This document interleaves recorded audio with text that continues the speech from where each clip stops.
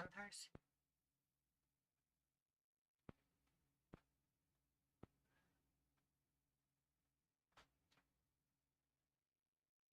Hello, hello, hello. Welcome to the online tatting class. If you can see me and you can hear me okay, give me a thumbs up, a wave, any kind of smoke signal, just let me know.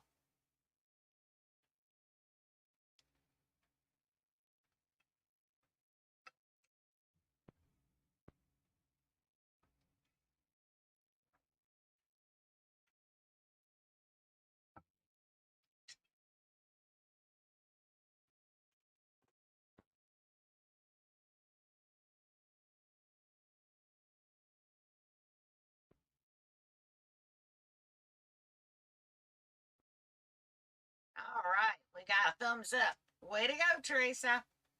Hello, Pam, Teresa, Carol, Jill, Sue, Joanna, and Jeremy. I hope y'all are having a wonderful day. You don't smoke anymore? That's good.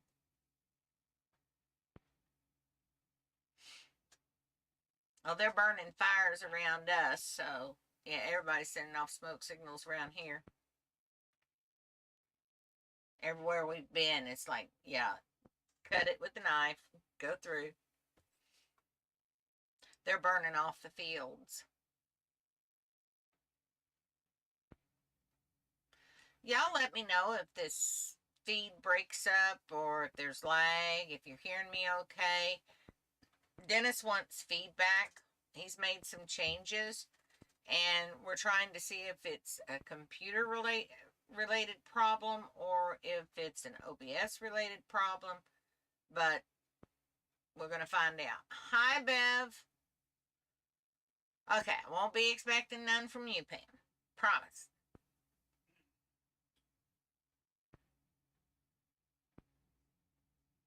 So y'all ready to get into this pumpkin today?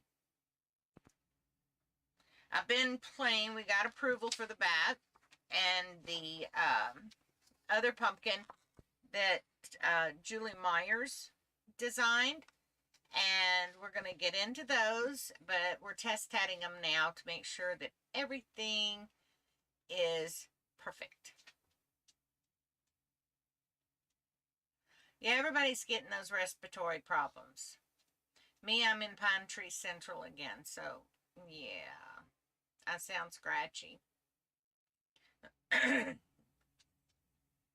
Hence the reason that I've got my drink. You'll see me drink a lot today because my throat feels like I've swallowed sandpaper.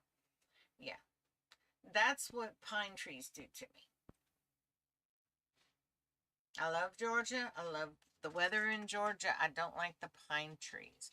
And it's like they grow them just for fun. So we're sitting right on the Georgia-Alabama border. And rain's moving in tonight. Not a lot. It'll be more prevalent tomorrow. We'll get some wind and some thunder bumpers, but that'll be about it. Oh, RSV.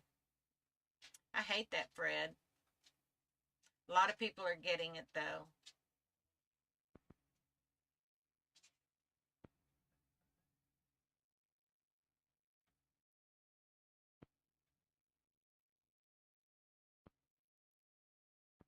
Hi, Jill. We got a few more minutes before students will all walk in here at once. You know how they are. They come in the door. It's like when we was in high school, you'd stand outside the door, and it was immediately after the bell rang, you was in the classroom. No, Sue, everything I use comes from the doctor's. He's got me saline nasal spray and stuff. It doesn't help. It's the when they're dropping their seeds is when it really affects me. And it's not really so much the pollen from them, but it's the drying out, the dying process, that kind of thing. It's mold, mildew, that time of year. Yeah, but it gets in my throat. So, It's okay. I'll live. I'm used to it. Been dealing with it for 150 years, so I just deal with it. At least I don't hack and whack like I used to. When we lived in Georgia, I mean, come spring, I couldn't go outside. The car was green, you know. And if the car was green, I didn't go outside. Uh, Same deal in the fall, because in the fall they drop their seedlings. Oh, yeah, you can. That is my highest allergic reaction, Fred, and that came from an allergist. One of the best well known allergists in the country is who I went to. It's the same allergist that my mom went to, and they did an allergy test. And oh, yeah, if I even walk near a pine tree, I'm done for. I can scrape up against one, my arm will start swelling up immediately. That's how allergic I am. Bee stings, I don't stand a chance. The last time I got stung by a bee, I was sitting on the porch step and a yellow jacket come up and stung me. I almost didn't make it to the hospital in time. I'm supposed to have an EpiPen, but when they got to be $750 and my insurance refused to buy them, yeah, that's when I quit carrying an EpiPen. Yeah, I know. If you're allergic to one tree, odds are you're going to be allergic to another. But they tested me for all hardwoods and softwoods. And pine was the only thing that came up. They tested me for foods. They did a full scale allergy test. My back felt like a porcupine had been attacking it. My arms, I was just festered up on my arms where they'd done the test down the arms. Yeah, it was no fun. I now know what it feels like to be a pincushion, so I'm very gentle with mine. Just saying. So, are you all experiencing uh, any buffering or anything? Let me know. A yellow jacket is sort of in between, Sue. They don't need a reason to sting you. A wasp won't bother you unless you swat at it. But a yellow jacket, they'll just come up and sting you. Like I said, I was sitting up on the porch, wasn't doing anything. He just walked up and stung me on the foot. And before we could get to the emergency clinic, not more than 2 miles down the road, my throat was already closing up. So, yeah, I avoid them at all costs. There was one in the house, and Dennis had to kill it. So, how he got in, only thing I can figure is come in while we was moving the mattress in and out the house. Hello, Melissa. Glad to see you made it. All right, Jill. All right, let's start this class and let's get it going today. Today, we have the honor of sharing Vicki Clarke. She goes by Vic Tat on Facebook. We're going to share her pumpkin pattern. Now, this is a unique pattern for a pumpkin pattern. It looks like a pumpkin. Don't get me wrong. But it is a beautiful pumpkin pattern. But she's also given us an opportunity to make an edging to go on children's dresses, their costumes, and so forth. So today we're going to learn how to do the pumpkin. Now this we're going to extend it into both classes for the simple fact there are some techniques in here that are later beginner techniques, sort of a beginner intermediate phase. And we're going to go ahead and get into those. Because when we come back after our winter break, you're going to be ready for the beginner intermediate phase as well as intermediate advanced phases. You'll be stepping on up. Okay? So I want to get you prepared before we cut off for the winter break. That will be a week before Thanksgiving. So we've only got about 5 more classes left before winter break. So with that, I want to go over a few things that are in this pattern and the colors of thread that I'm using. First of all, I am using this beautiful variegated orange. And this is called Orange Crush. The number is 183. The reason I like a variegated thread for this project is it gives this pumpkin depth, gives it dimension. When you use a variegated thread on a flat piece, okay, it will bring it into a three-dimensional state, okay, for the eye to view. So that is why when I'm working with actual things like pumpkins, leaves, live subject type matter, I will use a variegated to get that three-dimensional effect without having to build out on it, okay? And it's just a trick on the eyes. Aurora, I haven't seen you in an age. I am so happy to see you again. How are you doing? Aurora and I go back a long ways. We're besties. All right, now the second color that I'm using, I didn't have a dark brown color. This is a linen medium, and I like it because it actually looks like a dried up stem of a pumpkin. Okay, just as it's starting the drying stage after they've picked it. So, yeah, that's the one that caught my eye, but I was looking for the dark brown that it calls for, and I seen this, it's like, I don't think I have any dark brown in size 20, but this looks like a pumpkin stem. The color number is 693. These are both Handy Hands Lisbeth thread. Yeah, you and me too. You and me too, Jeremy. Variegated just adds so much to a pattern. So, all right, let's get going on this. The first thing we have, everybody knows how to do a ring. Everybody knows how to do a chain. I've showed you my trick on the very small picot. But are you familiar with lock joins and mock picots and Josephine chains? Now, I've done a Josephine chain and Josephine knot class, and I'm sure you guys have seen it, okay? But have you really studied it? Have you really learned it? Today, we're going to learn it. We're going to learn that mock picot. How do we get that mock picot to work? Okay? So, I'm going to take y'all down on the desktop, and we're going to get started on this.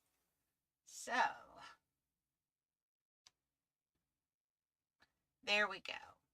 Now, as you can see on my desktop, I am going to go in just a hair. Get everything situated. I had it all set up, and then we had an issue. I had a dog that really wanted to sit in my lap, and when she gets in my lap and she sees my thread, she thinks it's a ball. Okay. Now, for our pumpkin, I have wound 2 shuttles, continuous thread method. You see there's no break in that thread for us to have to contend with.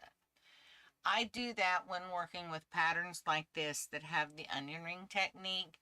It makes it so much easier than to have to hide those tails.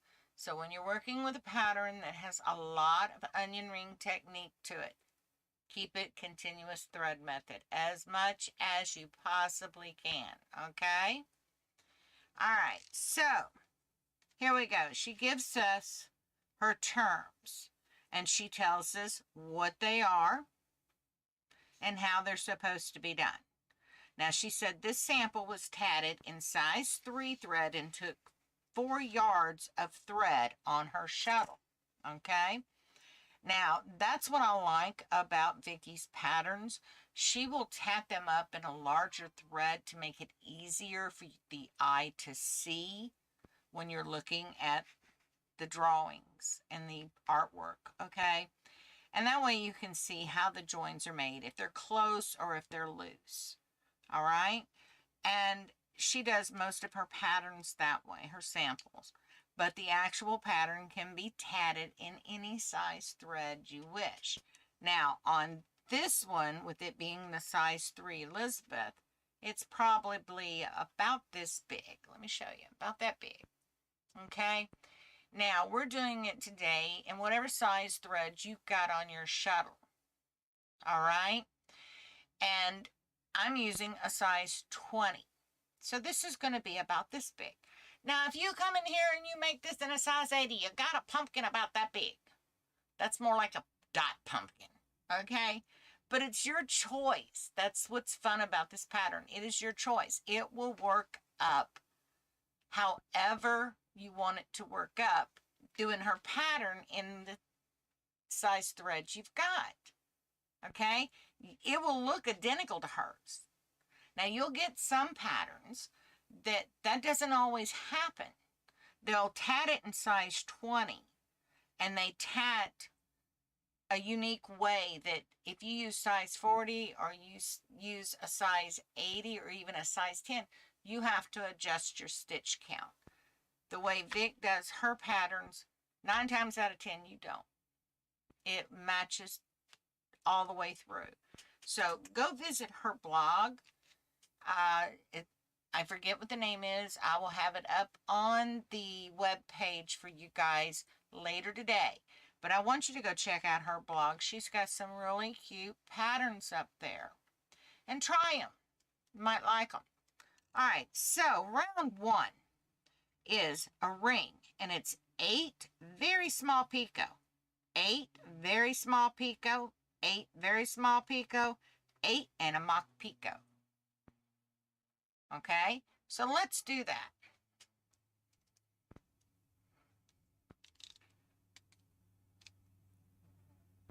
Okay, let's see. Hi, Tasia. Aurora says she's designed something. She don't know how it's called, and it's with onions. Okay, Aurora. We're not crying here. We're just doing onion rings. The orange color that I'm using that you're loving is called Orange Crush. And the number on it is 183. It's Elizabeth. All right? So there you go. Let's do these small little picots here. We're going to do 8 double stitches. That's 1, 2, 3, 4, 5, 6, 7, and 8. All right, now we've got our 8 double stitches. I know I'm out of camera, I sure am. I'm sorry about that, guys. Still trying to get used to things. All right, so we've got our 8 double stitches here.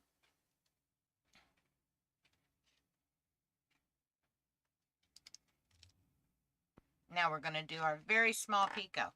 Do y'all remember how I showed you to do the very small picot? We get our little crochet hook. We use that for our picot gauge. We're going to put it in there because we don't want that picot to show, okay? So we're going to do 8 more. That's 1, 2, 3, 4, 5, 6, 7, and 8. I'm sure you all saw this pattern on the Facebook groups. Those of you that visit Just Tatting and so forth, I'm sure you saw this pattern up there. By the way, y'all send Lily some love. She has cancer, and they've called in hospice. And doesn't look good. Keep her in your thoughts.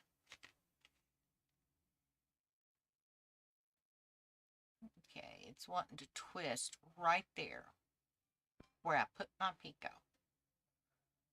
And I'm telling it, no, you're not. It's because the picot's pulling it down. Come on. Do you know what a picot is? You want to know what George's definition of a picot is?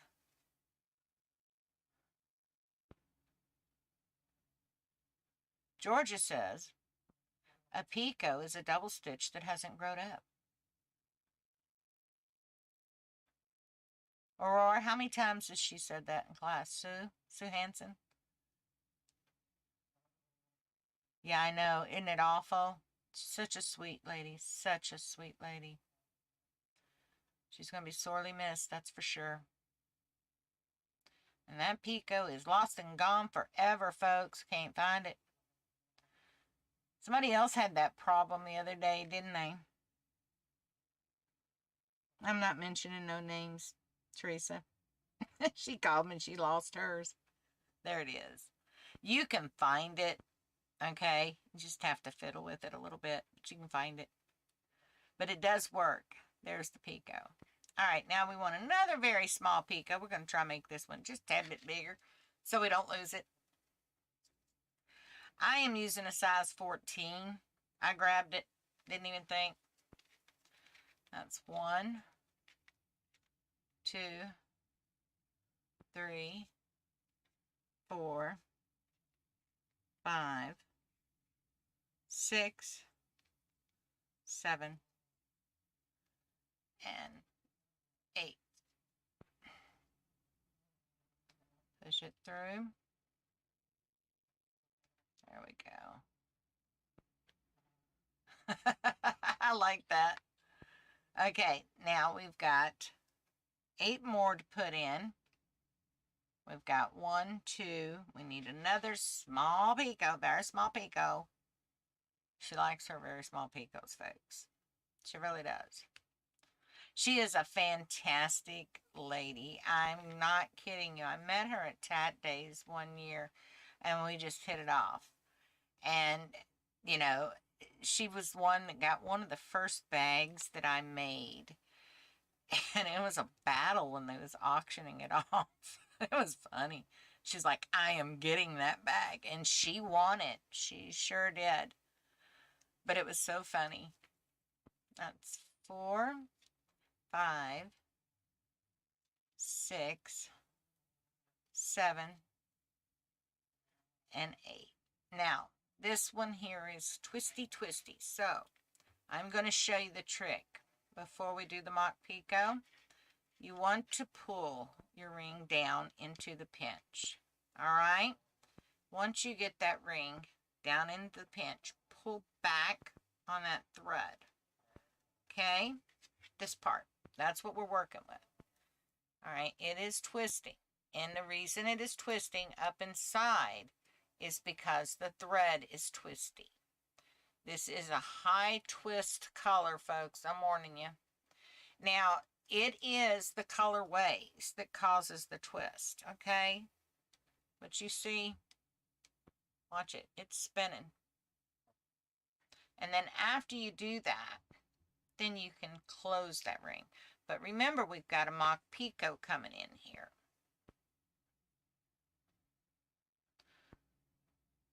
And you know, when I wind my shuttles, I always wind them by walking the thread on. Doesn't matter. Some colors just do this, and they are a pill. Hi, Deborah.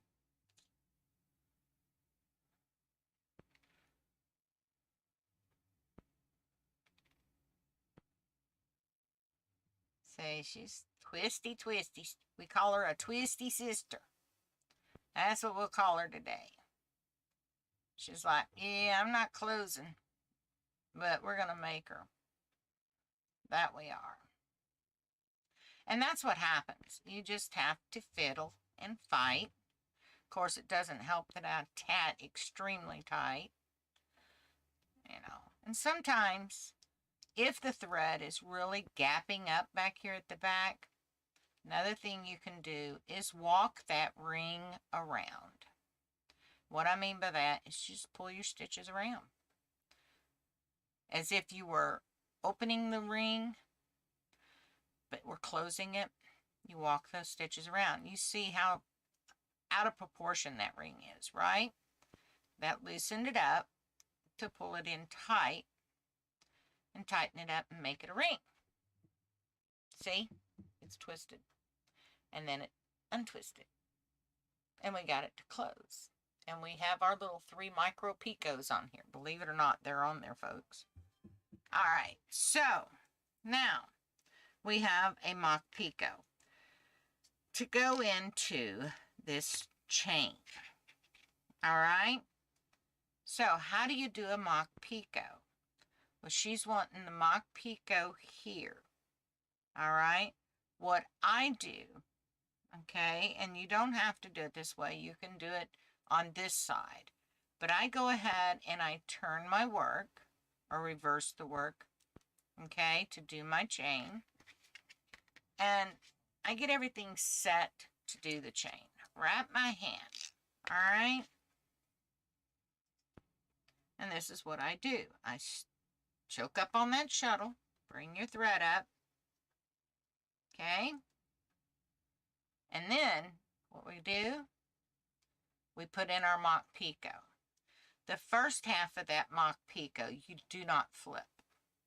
You bring it down to where it matches your other picots, which very, very tiny. Now, because we're putting in a mock picot, we don't want to use the crochet hook. You will stretch your mock picot. So you're going to have to play this one by ear. What I do is pull it in, and then the second half, put it in the pinch, flip that stitch, and that locks that mock picot in. The first half, you do not flip. Second half is flipped. Correct, Sue. Correct. Yeah, I know, Aurora. It is. I love this orange, and I'm not an orange person, let me tell you. I don't like orange. I'm not going to lie to you and say I do. Okay. Now, this chain is going to be 8 picot 8. And if we look at the picture, which is a very small picture on the printout, okay? But you can blow it up. That picture shows me that those picots aren't really big, but they're big enough to see, okay? So you want to look at your picture and see how big those picots need to be. So let's put in our 8 double stitches. Now, I'm not doing front side, back side for this pattern. That's 3, 4, what am I? Yeah, 4, 5, 6, 7, and 8. Okay, now we've got our 8 double stitches, and we're going to put in a picot. Okay, the reason I am not using front side, back side, because this pattern has onion rings in it, and it really doesn't need front side, back side. It's going to look right no matter what you do. Okay, now we've got another 8. That's 2, 3, 4, 5. Am I right on my counts? 1, 2, 3, 4, 5. 6, 7, and 8. I have to tell y'all, we're sitting up here. We saw my brother-in-law and sister-in-law, and they did come and get the mattress. We had a ball with them, and we went to a restaurant, and it was the longest wait I've ever had in history at a restaurant. And don't get me wrong, the food was okay, but it was cold, and it was a barbecue place. So yeah, we sat there, I'm not kidding you, for 2 hours waiting for a table and 2.5 hours to order. And then they brought us cold supper. So my sister-in-law, she's got a temper. I thought I had one, but she's got one that's worse than mine. And her husband kept saying, no, don't say anything. Don't say anything. Because it's the only restaurant in town. And there's no place else to get anything to eat. So yeah, we had patience of steel. All right, now, this is a lock join we're going to do into this first picot.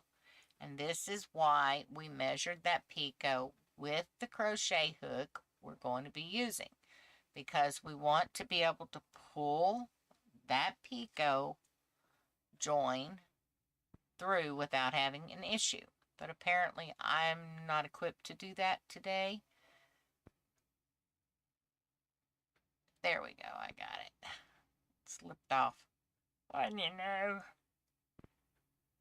Yeah, we all have issues. This is issue day for me. I started off having them this morning. All right, now you're going to come up. Remember, nails, or knuckle to nails, come up for that lock joint. You pull it down.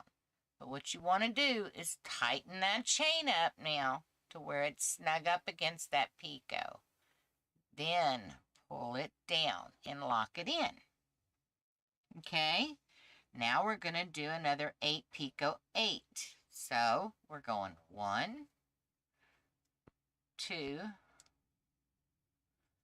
3, 4, 5, 6, 7, and 8. Okay, now putting in a picot. Hi, Tasmine. Hi, Carol. I got news for y'all. Tasmine sent us some beautiful samples of her homework. I'm proud of her. She's really making strides in this.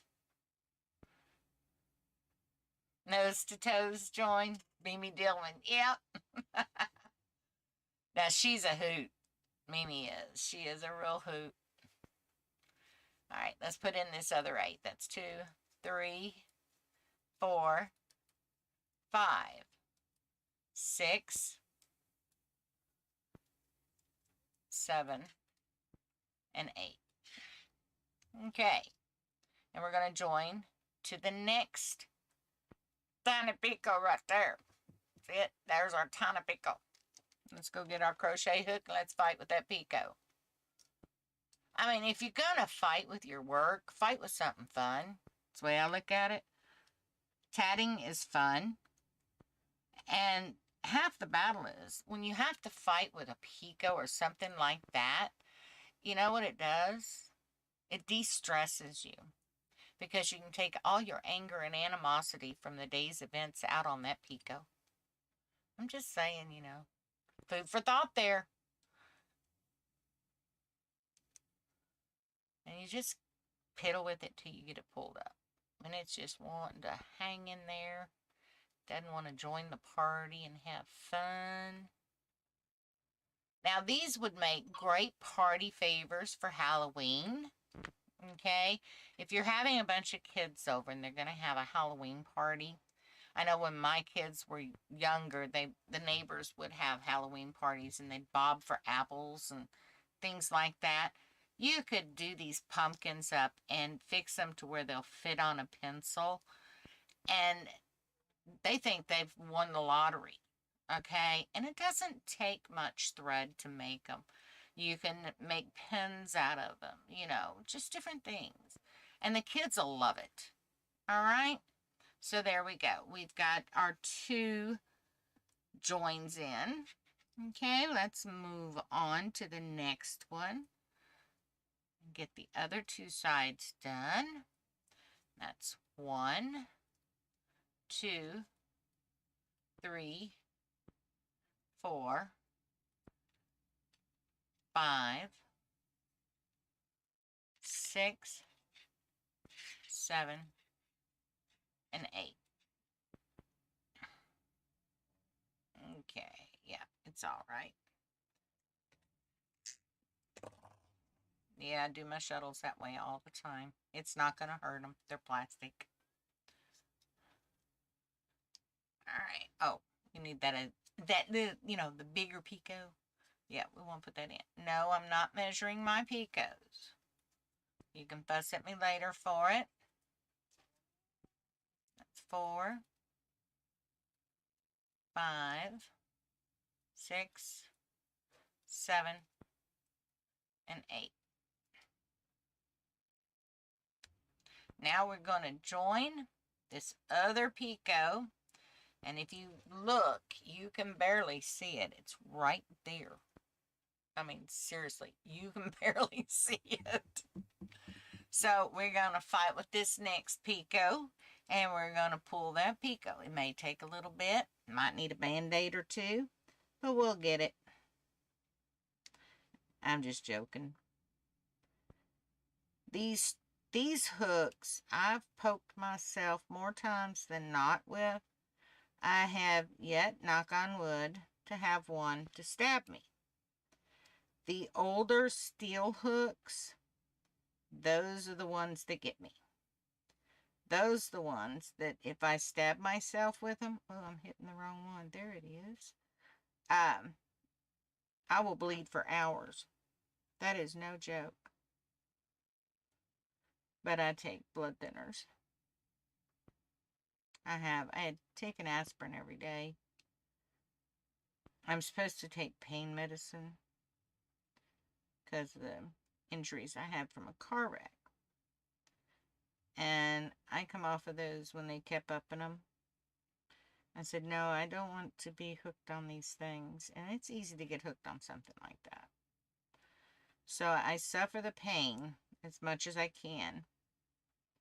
And then I will grab me an aspirin. And it helps. It doesn't stop it, but it does help. I know I'm out of screenshot. I'm trying to get this Pico pulled, and it's just not participating here.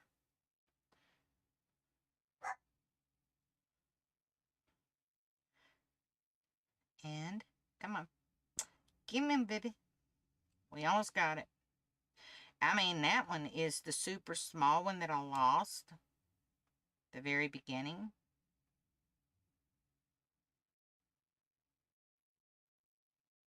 Can y'all see this?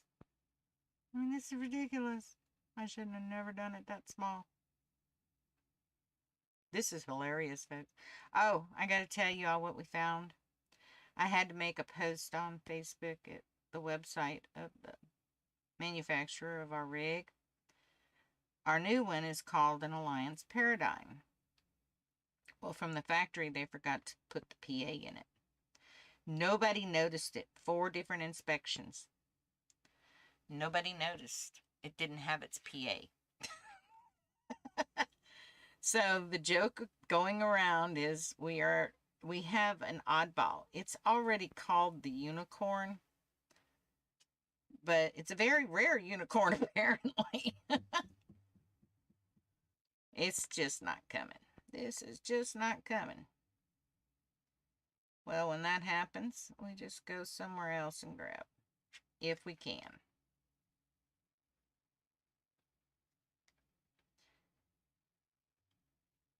I could always get a needle. Pluck it. Piece of wire. I'm doing surgery, I feel like, on this Pico. I definitely got that one just way too small. It's a boo-boo. No, I'm not ripping it out and starting over. It's called determination to make it work.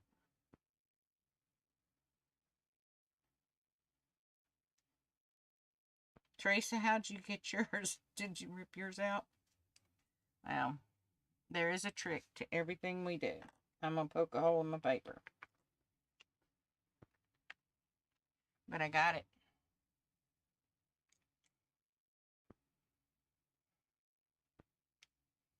See? I got it.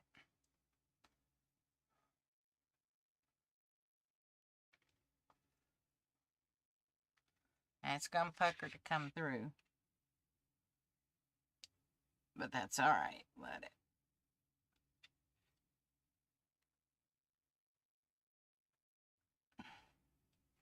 This is why when you sell your tatting, you don't sell it cheap. It's a workout to pull them small picos. Yeah, I knew I was out of camera range, so I was trying to pull the pico and couldn't get it to pull, so I had to do some fancy footwork. Oh, I got it. And it's in there now.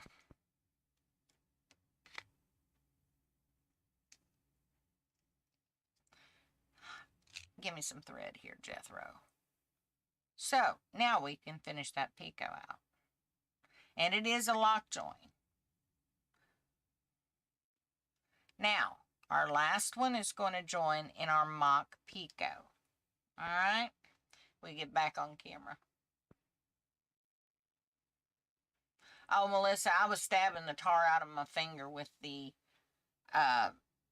with the crochet hook, trying to pull that picot, because my picot dropped down on the back side of the ring, and I measured it to my crochet hook, but I measured it down here at the bottom. Let me see. If you measure down here in the bottom, it's too small. You want to catch it right in here, and I didn't catch what I had done till I'd already started the next part. So yeah, you want to catch it up here as it's starting to billow out.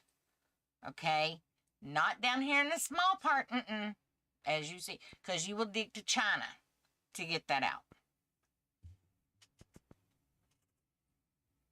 Yeah, mine's tapered. It's just I caught it at the wrong end, so I caught it way down here. You want to catch it up here. Okay, up here at the taper. So, back to business. All right, let's do 8 more in another picot, and then 8 more. It's 3, 4, 5, 6, 7, and 8. Yeah, to get it pulled, I had to poke a hole in the paper. You can see my hole down here. I'll show it to y'all a little bit.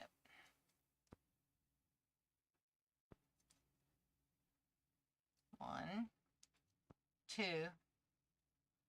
3, 4, 5, 6, 7, 8. All right, now we're going to join at the base right here where we put in that mock picot. Now this one's not going to be hard to get, only because when you stretch it out, you can see your picot right there. All right, and I made it a little bigger than it needed to be, and that's okay. I always tap my patterns when I'm working on a project. All right, I will tap that pattern twice. Once I'm testing it for myself, okay, to make sure I've got my stitch counts right, that I saw everything in the pattern as it should be. Okay, the second time is the finished product. Now, if I don't like the way the finished product comes out, I will tat it a third time. It's only thread. Okay, you can use Elizabeth thread to do it with. Yes, it's a little pricey to use it. Or you can buy Aunt Lydia's cheap thread and practice with that. You can use it to sample your patterns with.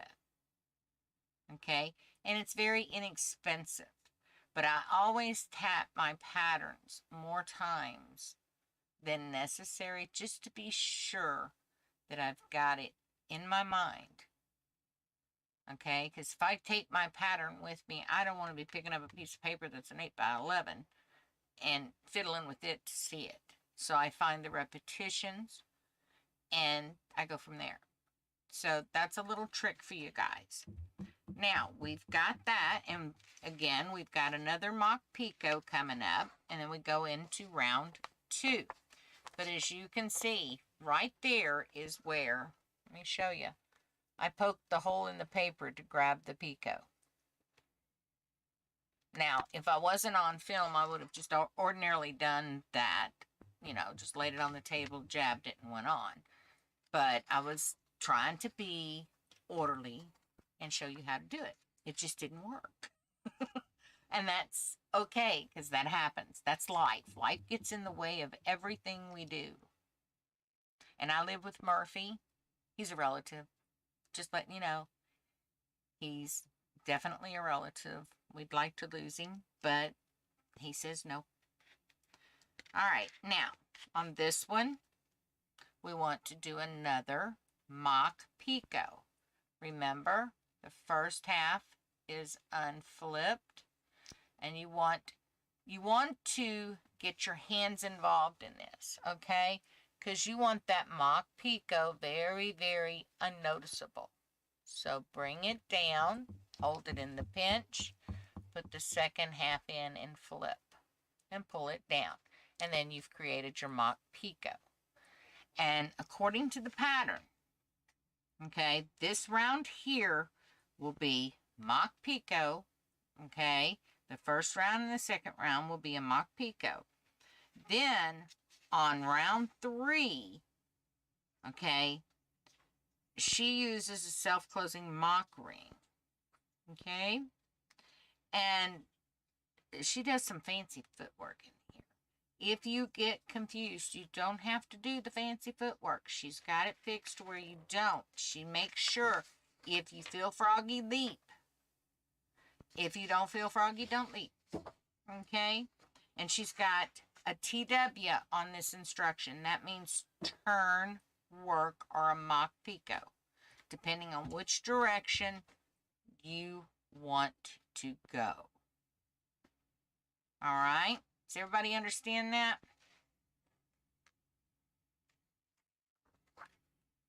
That's a good hint, Sue. You lay in a folded thread at the base of the ring and use that to pull the thread through for the join. That's cool. That's cool. All right, so this round here, she says we've got a 6 picot 6 and lock join on the picot on chain C. That's this chain here. So we're going to do 6 picot 6.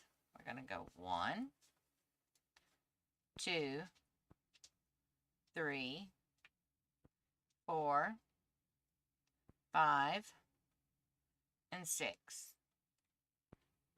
Okay, and we're going to lock join into this picot here. Okay, pull it up. It actually pulled through. How cool is that? We got some sliced cheese stuff going on here.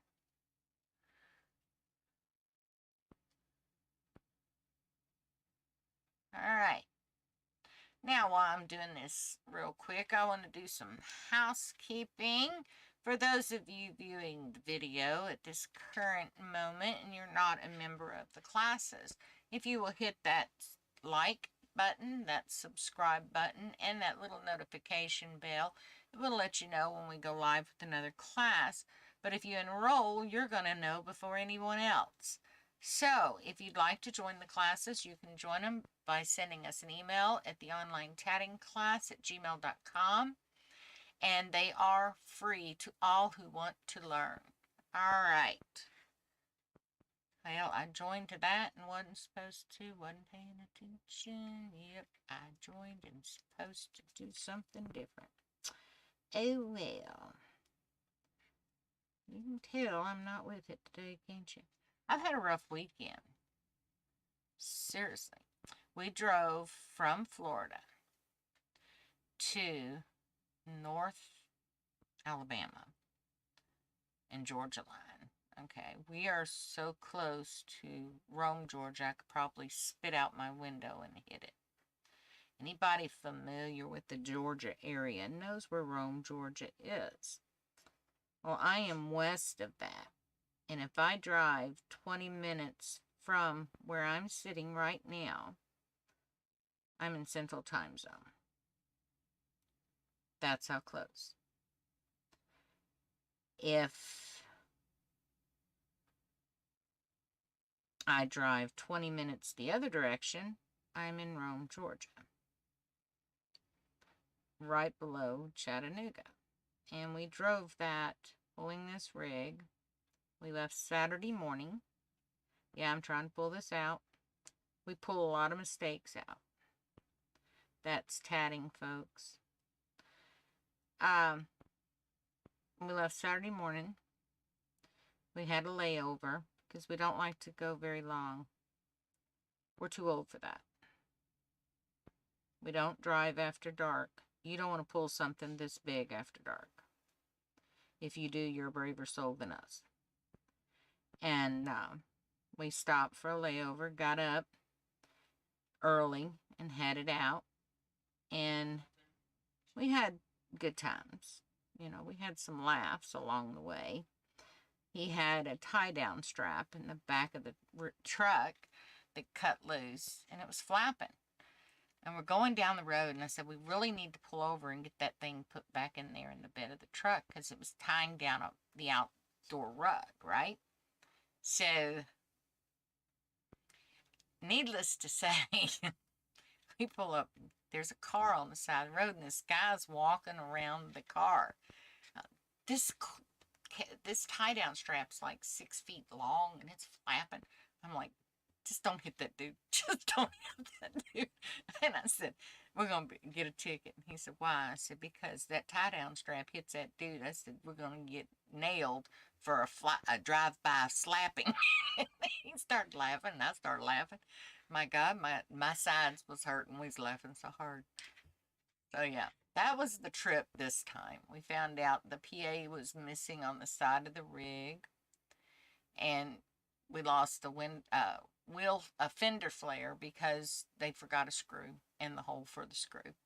Whoever was working on that side, they had a hot date that night's what we figure. That's 4, 5, and 6. It'll all get fixed. It's nothing major. Seriously, it's nothing major. The other rig, it was constant problems there. And I am so thankful. When we parked the rig, nothing in this house moved. Nothing. And we hit some really rough roads. And I just knew when I opened cabinets and cupboards, it was going to all come out at me. Nope. My mop didn't even move. Now, that is a miracle. All right, you see how we joined. Okay, we did the 6 pico 6 and joined. It's a lock join. And you're going to do that here. 6 pico 6, join here. You're going to go all the way around and do that. Tonight, class, we will pick up round 3. All right, by then I'll have my head wrapped around this. I haven't practiced tatting this. This is what happens when we don't practice our work. Usually I do before class, but with pulling the rig and moving things and taking care of family business, yeah, I didn't have time. It was almost 8:30, 8:45 before we got home last night. And I was planning on tatting this up yesterday.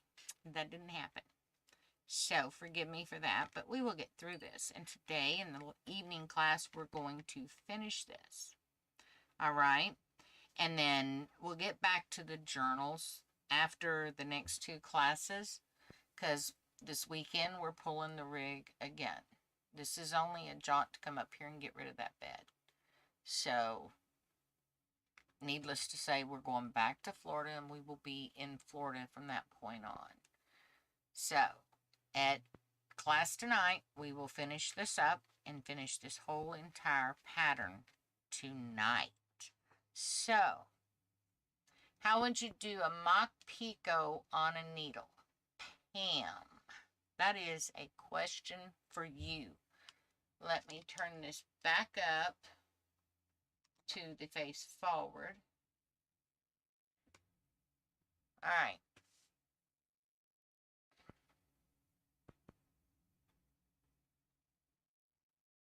All right, so she asked on needles. She's a needle tatter, and they do a mock picot different than we do with the shuttle. Pam, I really don't remember how you do a mock picot on needle.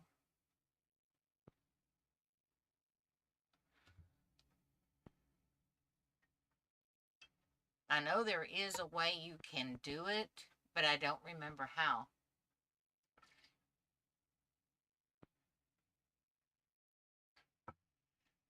I don't think so, Sue. I thought I had a video up on it, Pam. All right, Sue K. I'll have to distinguish the two. Sue K. So, for needle tatters, Pam is your answer person. I don't needle tat. I am a shuttle tatter. What I know about needle tatting will fill a thimble. Okay, maybe not even fill a thimble, to be honest with you. Barb Granger taught me what is up on video. She did the diagrams and stuff and sent them to me with the explanations, and then I'd put the video up.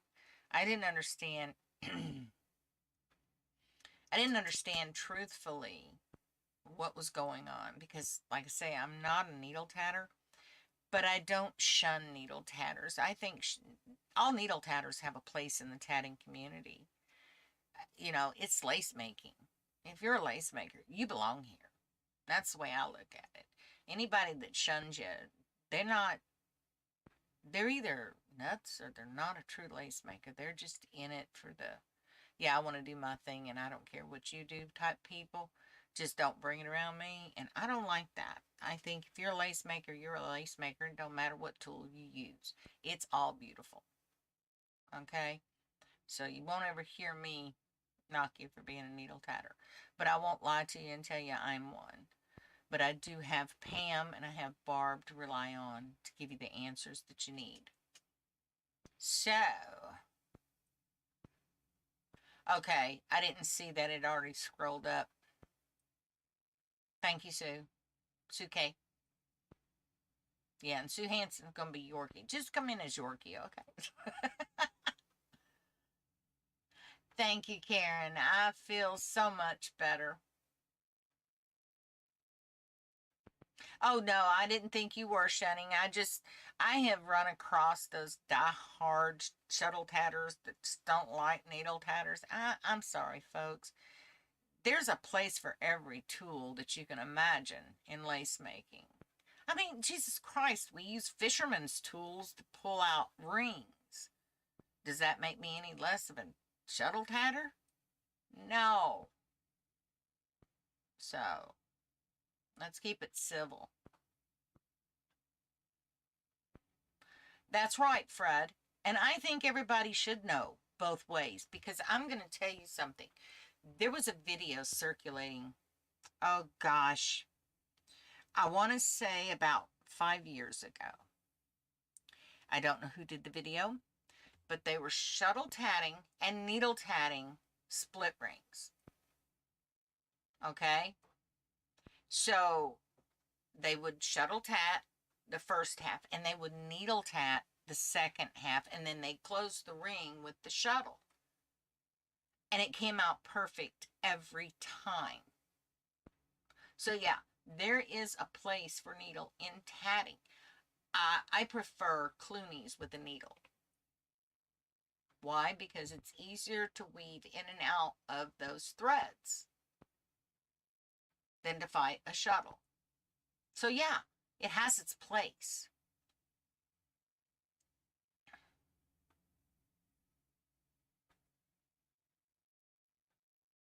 You saw that video, Jeremy? It was cool, wasn't it?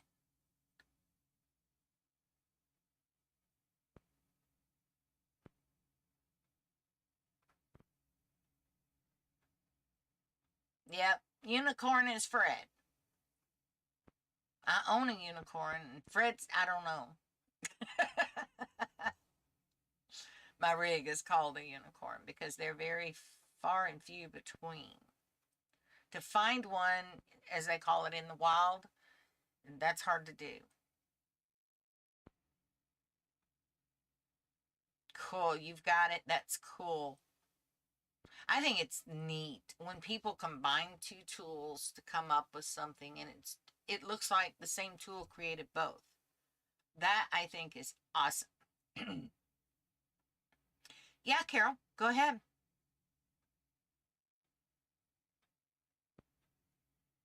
I'll try to answer it. I'm not a sewer, but I'll try to answer it. I learned all my sewing on Facebook. Just saying.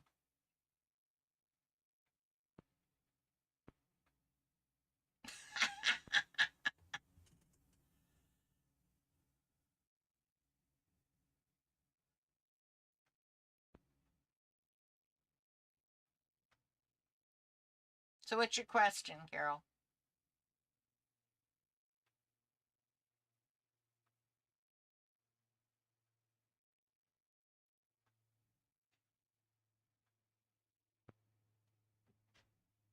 Have y'all seen Phyllis come in?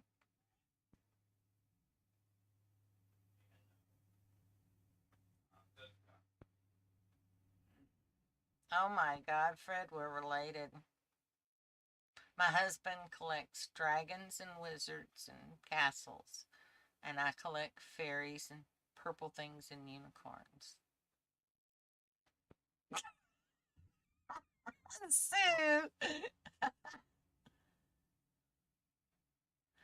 yes, you sew down the picos on the motifs. I find that just sewing picos, that's enough, but if you want to use it as,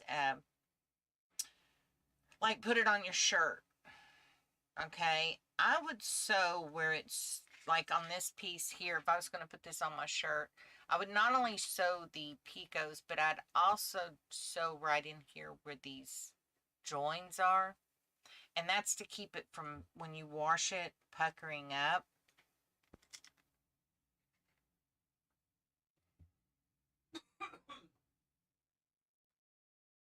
Eve. All right. I don't understand that, Carol.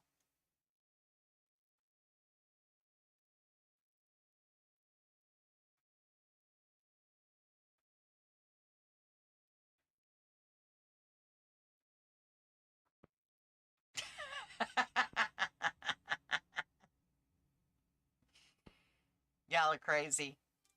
I love it. So, any questions? Carol, whatever question you're trying to ask me, I don't understand the Eve part of it. So, but yeah, if you're going to do motifs and attach them to fabric, I attach not only the picos, but I also attach where the joins are.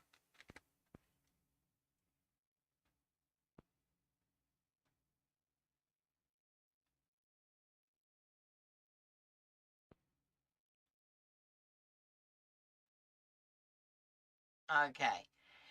Jill, you turn in homework if you feel like you want to turn in homework. We're working on the website right now, trying to get it ready for Pam to come in and start posting homework.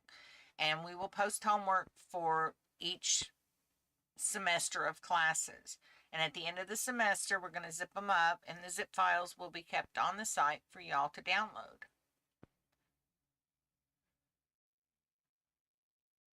You turn in what you do. If you don't do the pattern, say you don't want to do the pumpkin, but you want to show that you can do these lock joins, or you can do an onion ring or something like that, you can just tat up a little clover, a ring, and do the technique and turn that in. You don't have to tat the whole pattern.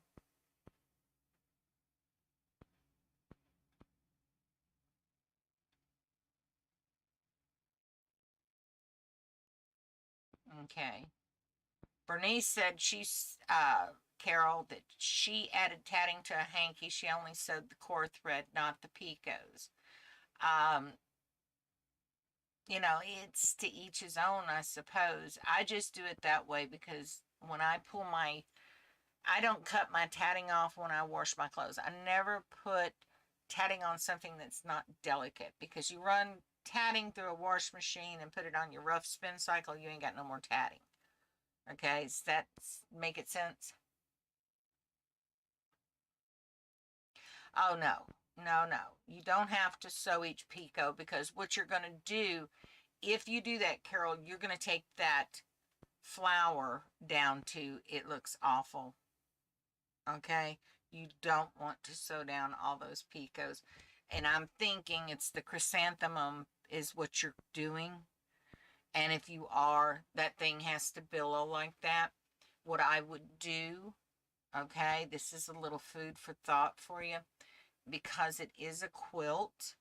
I'm sure that if it's a handmade quilt, you're going to take it to the cleaners and have it cleaned. They will protect the tatting. But if it's something you're going to throw in the washer, I know you've seen those mesh bags for your delicates. You can take that mesh bag and safety pin it over that flower, and it will protect it in the wash machine. Make sure there's stainless steel safety pins and they don't rust. You're welcome, Jill. Okay, on the dusting of snow, you got the rings, but then there's a chain. How, what?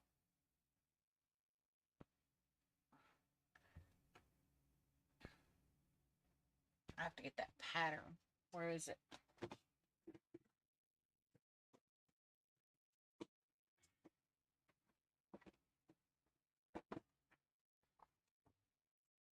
Yeah, I have a lot of patterns here, folks. Lots and lots of patterns. Ah, there it is. It's just a regular chain, Carol, with a thrown off ring. Okay? And the video from last class shows you how to do that thrown ring off the chain. When you're doing the chain, you attach your chain. Then you take the thread that you're using for your loom for the chain, you pull it up, and you make the ring. Then you wrap your hand for the chain, and you finish the chain. Does that make sense, Carol? Yeah, it's a very easy pattern. I can't show you all my goodies over here. I got a whole box of goodies.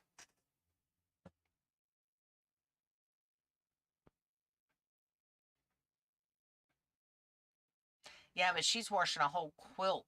Can you imagine? That is Sue's pattern called Heart's Desire, I believe. Isn't that the pattern you was using, Sue?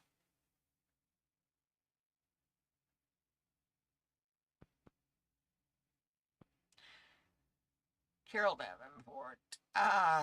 Do you do the chain? I don't understand what you're saying there, sweetie. You have to do the chain in order to get the thrown ring in the center.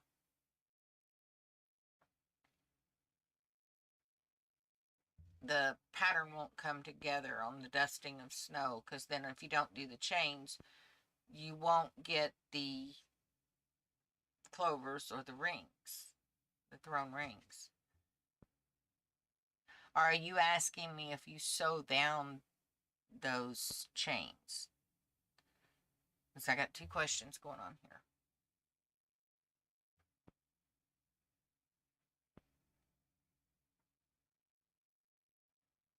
Okay. All right. That is Sue's Heart's Desire. And I don't have it up on the website yet, but I will get it up on the website. It's in the files.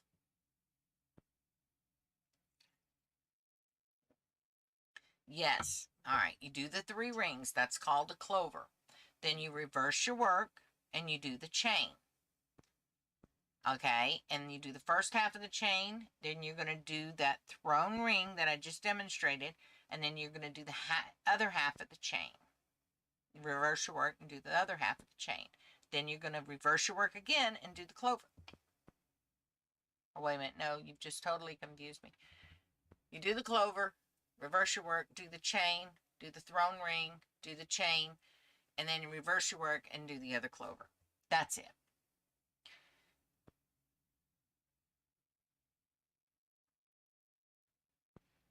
You're doing it wrong. What are you doing wrong, Carol?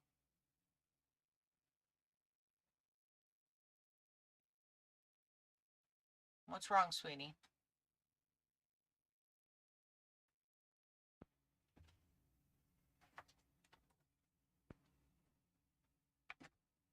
I think I've got some shuttles in here, don't I?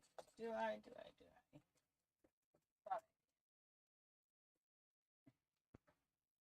Of course I don't. Not there.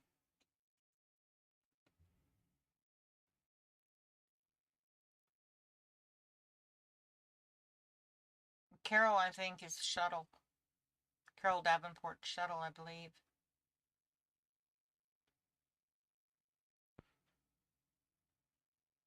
I can't remember. I'm brain farting tonight.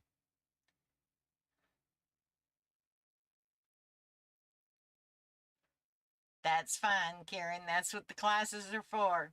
And then you've got the replay of them. So there you go. All right, any more questions, ladies? Jeremy?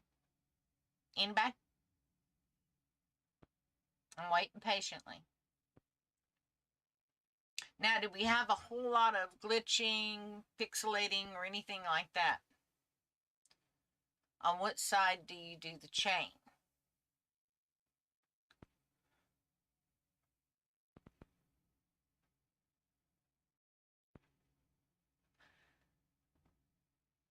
Let me see if I can get a couple of shuttles.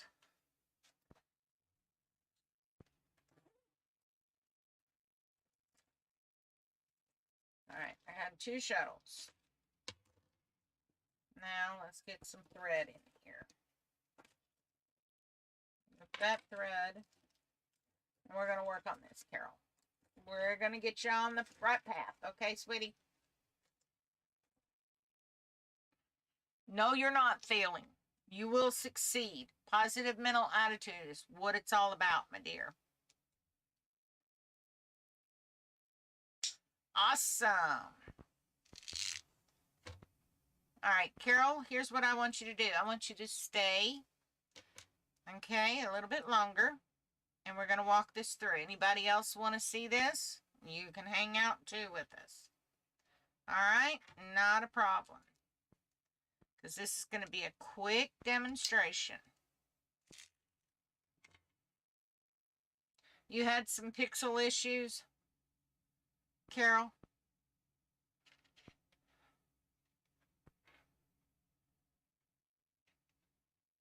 Thank you, ladies.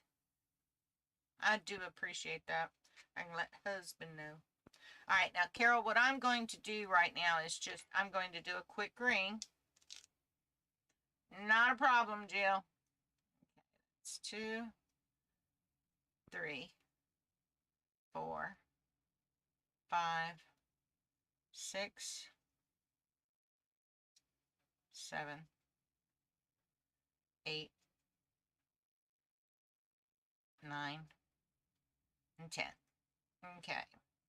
Now, this is going to represent your clover. Okay, this first ring. And get these tails out of the way. All right, and then I'm going to do the drop down on the camera for you, sweetie, so we can get you on that right path, all right, before I do anything else. Oh, don't be sorry. Don't be sorry, Carol. No, no, that's why I'm here, honey. Don't ever be sorry. When you need help, I'm here for you. Okay? So let me do that drop down for you. All right, now, this ring here, let me move all this other stuff out of the way so it doesn't confuse. Okay. This ring here is going to represent that clover. Now, I've just tatted this ring. All right? Now, what you want to do is reverse your work. You're going to tat your chain. So wrap your hand for your chain. And we're going to say this chain has 6 thrown ring 6, okay?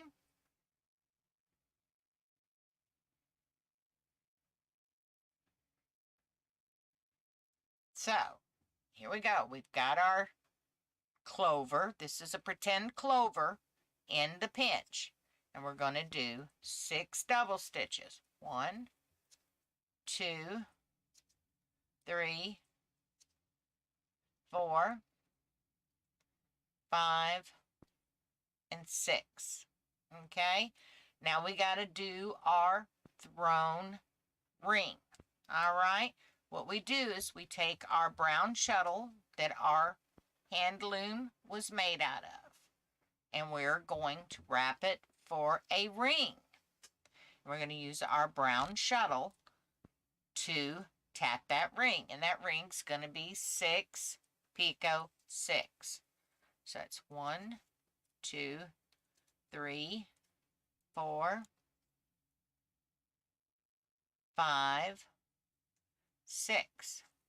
Now we want to put a picot in. We're going to put in a pretty decent sized one, okay? That's good enough. And we're going to do 6 more. That's 2, 3, 4, 5, and 6. All right. Now we're going to close that ring. Pull it up into the pinch. Close the ring. Don't pinch the ring so tight that you can't close it. Lesson to be taught. Now, you're going to take your brown shuttle and you're going to re-wrap your hand for the chain. Bye, Fred.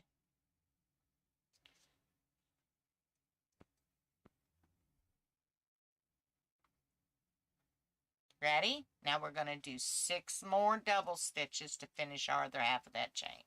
So that's 2, 3, 4, 5, and 6. And that's what your thrown off chain or thrown off ring off your chain will look like. And this will be your clover up here. Once you finish that, you reverse your work, pull the brown shuttle and drop it, and wrap your hand for your next clover. Does that make sense, Carol?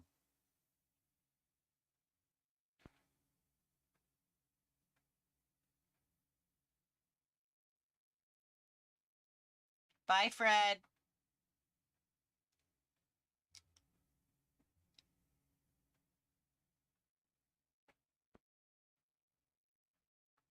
Hi, Nikki. Are you staying to watch it? Did you get it? Let me know.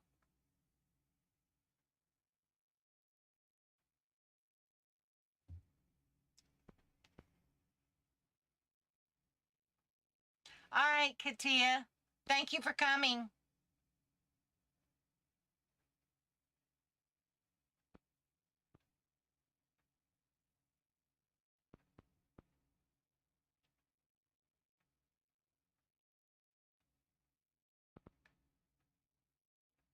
Right.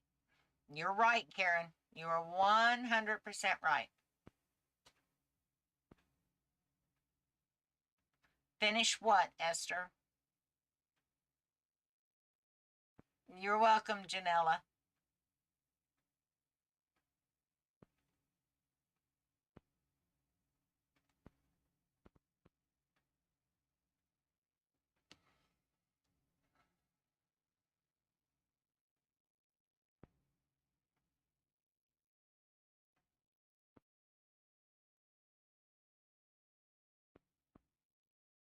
Exactly, Jill. Exactly. All right, Carol, you go for it. And you don't have to do the clover. Just do what I did. Okay? Now, Esther's wanting to see a clover. All right, Esther, I'm going to show you what a clover looks like. Let me see. I've got one over here in a pattern, because it'll take a bit for me to tat it up.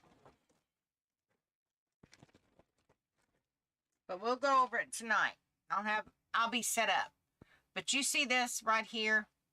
This is a clover. You have a ring, another ring, and another ring. That's a clover. Yeah, I kind of figured it was the chain, the change you're talking about.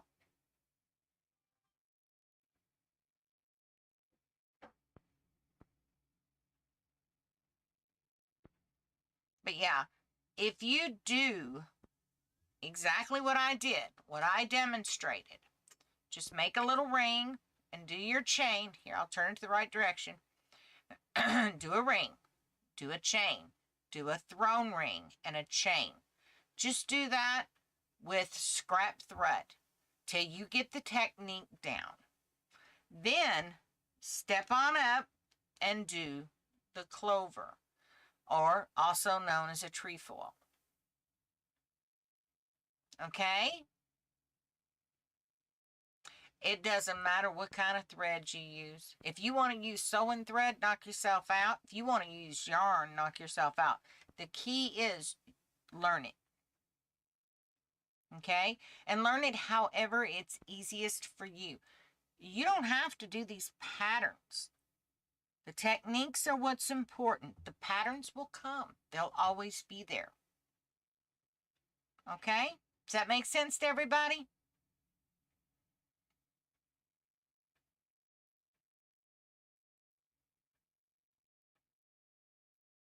You're very welcome, Carol. Anytime. I don't mind at all. Y'all are a blessing to me. A true blessing. So is there anything else before I call it quits for until class tonight? My doggies is in there dancing. They're wanting some supper. They say, Mama, I'm hungry. My tummy's a growling. You and me both, Sue.